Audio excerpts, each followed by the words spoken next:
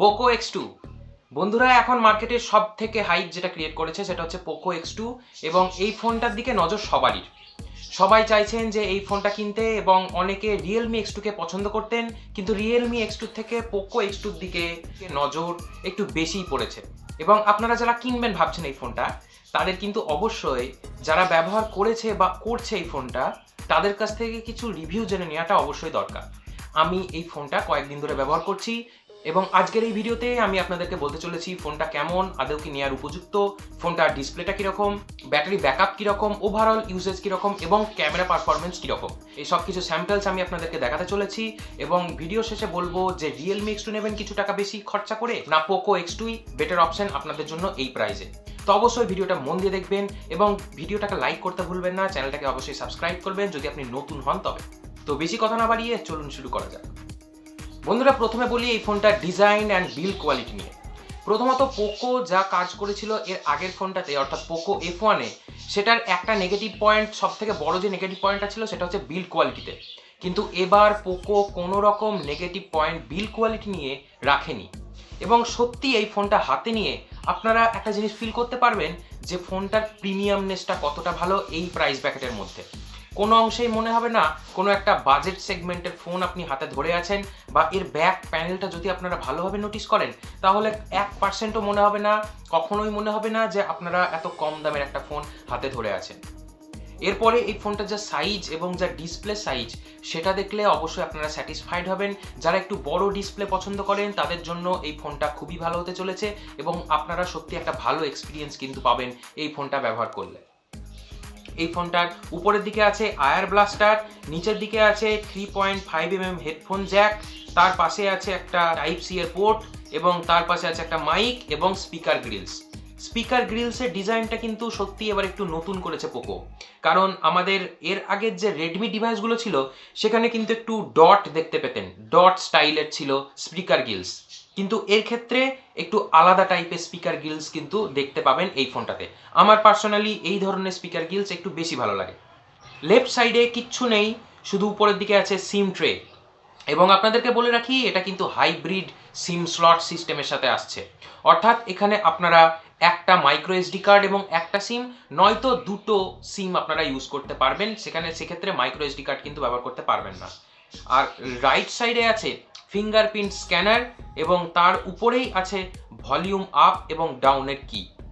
পিছন দিকের ব্যাক প্যানেলটা যদি নোটিস করেন তাহলে 4টে ক্যামেরা সেটআপের একটা অ্যারে আছে এবং এর ক্যামেরার সাইডে যে ডিজাইনটা আছে রাউন্ড ডিজাইন, এই রাউন্ড ডিজাইনটা অনেকেরই নজর কেড়েছে এবং এর উপরে যদি লাইট পড়ে তাহলে একটা গ্রেডিয়েন্ট ডিজাইন কিন্তু আপনারা দেখতে পাবেন এবং লাইটের যে খেলাটা সত্যিই খুব ভালো লাগছে চোখে দেখতে।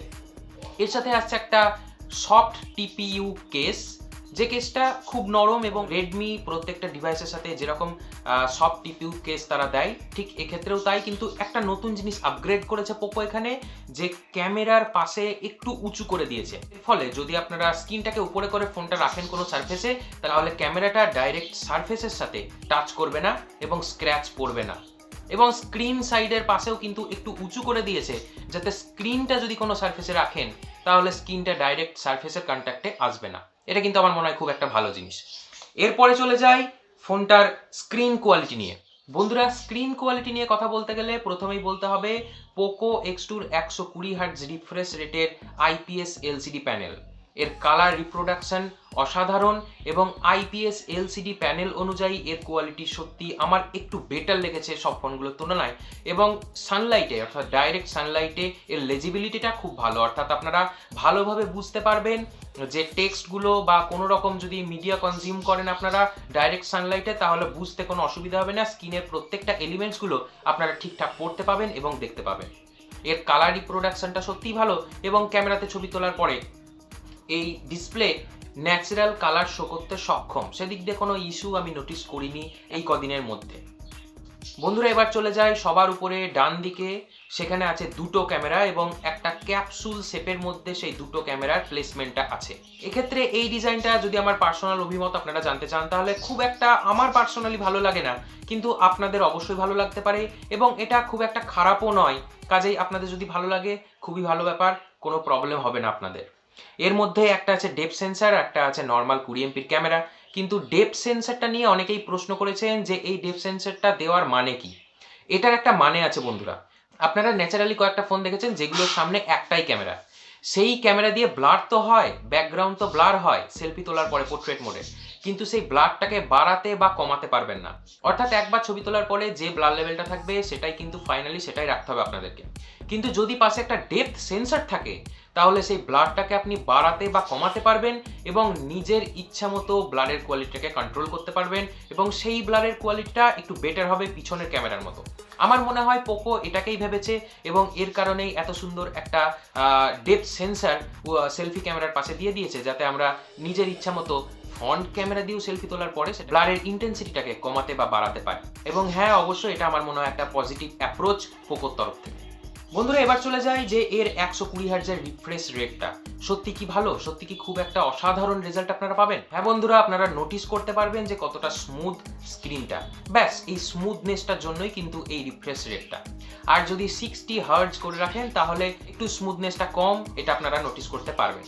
কিন্তু খুব যে একটা ডিফারেন্স সেটাও নয়। আবার একবার যদি 120 হার্টজের রিফ্রেশ রেটের ডিসপ্লে আপনারা ইউজ করেন তাহলে 60 হার্টজে ফিরে যেতেও আর ইচ্ছা করবে না। কিন্তু এর একটাই ঘাটতি আমার যেটা মনে হয় সেটা হচ্ছে সুপার অ্যামোলেডের ডিসপ্লে এটাতে দেওয়া নেই।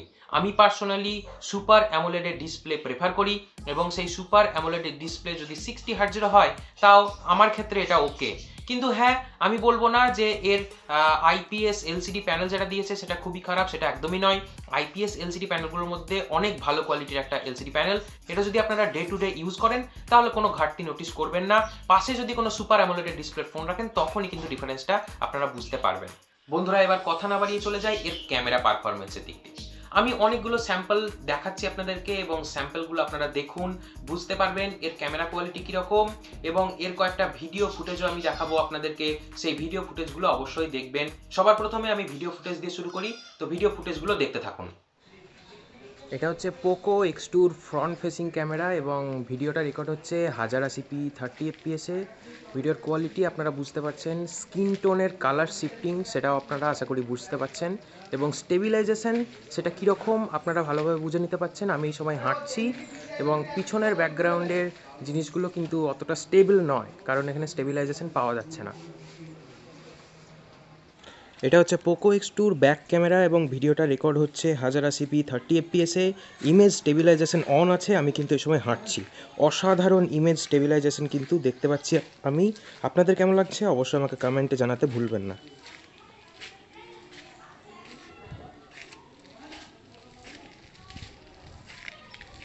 বন্ধুরা এবার আমি আপনাদেরকে একটা 960 fps-এ স্লো মোশনের ফুটেজ দেখাচ্ছি, অবশ্যই সেটা দেখুন।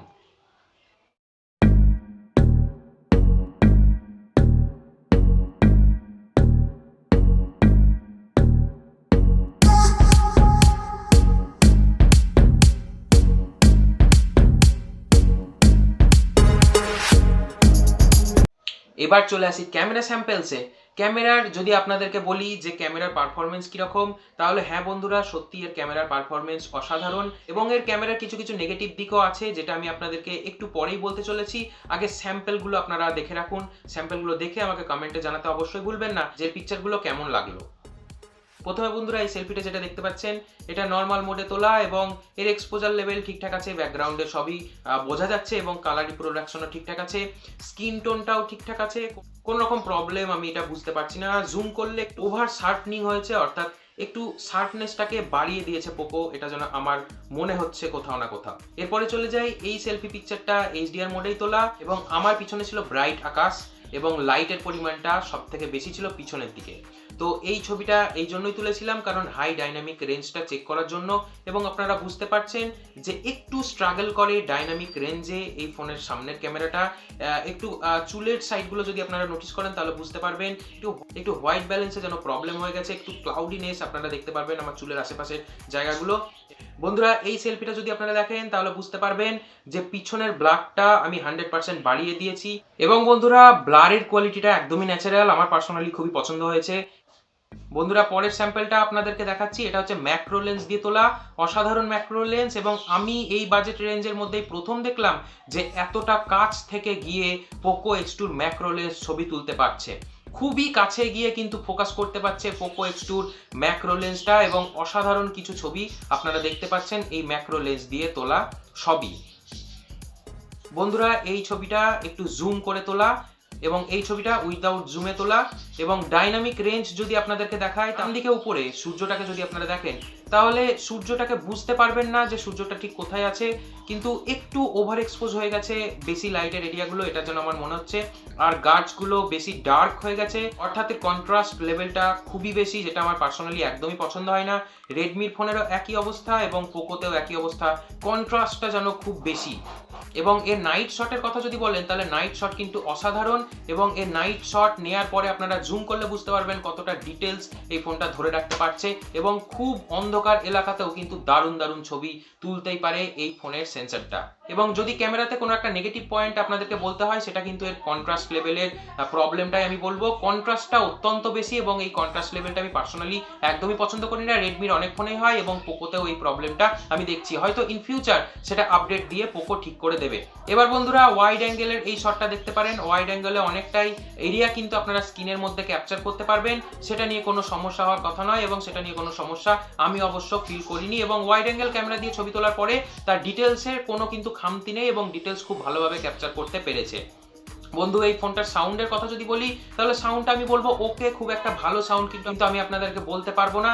এবং এর যে স্পিকারটা দেওয়া আছে, স্পিকারটা 5 ম্যাগনেট স্পিকার কিনা সেটা বলা নেই, তবে এর আউটপুট ওকে এবং খুব একটা খারাপ নয়। কোনো ক্রাউডেড এলাকাতে আপনারা খুব সুন্দরভাবে শুনতে পারবেন এই সাউন্ড। এর বেস কোয়ালিটিও খুবই ভালো সাউন্ডের দিক দিয়ে। হেডফোনের সাউন্ডের কথা যদি আপনারা বলেন তাহলে হেডফোন সাউন্ডও খুবই ভালো, এবং অন্যান্য রেডমির ফোনগুলোতে যেরকম হেডফোনের সাউন্ড কোয়ালিটি সেটা এক্ষেত্রেও কিন্তু একই রকমের। তো বন্ধু শেষমেশ আমি কি বলবো আপনাদেরকে, ফোনটা কি সত্যি কেনা উচিত? হ্যাঁ বন্ধুরা, অবশ্যই আপনারা এই দামে বেস্ট ফোন এখন এটাই পাচ্ছেন।